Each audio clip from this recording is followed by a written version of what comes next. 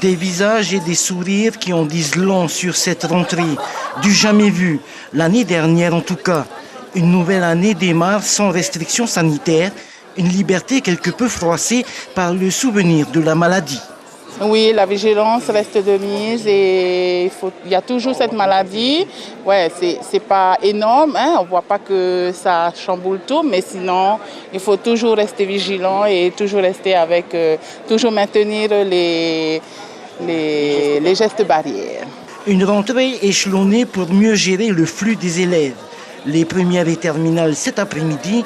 Ce matin, c'était au tour des secondes et des prépas 3PE.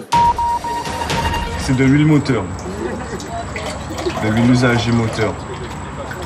Donc tout ce qui concerne les garages, les bateaux. Dans cette déchetterie, huile de moteur et lubrifiants sont loin de détrôner les autres rebuts. Moins de 2% des déchets déversés ici.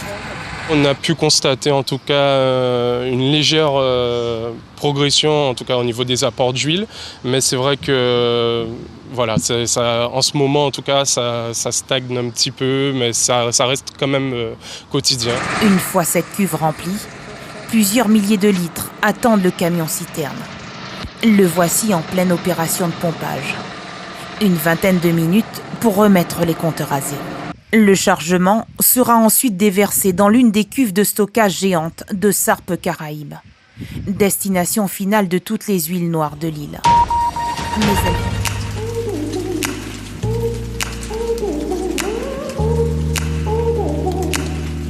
Une aquarelle sur carte marine, sa signature.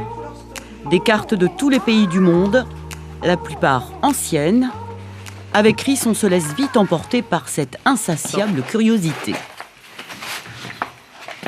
Ça, c'est une carte qui a navigué, on le voit bien, il y a tous les relevés du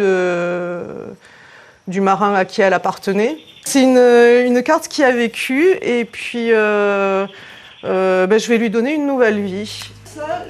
Son premier tableau, il y a 10 ans, semblait prémonitoire.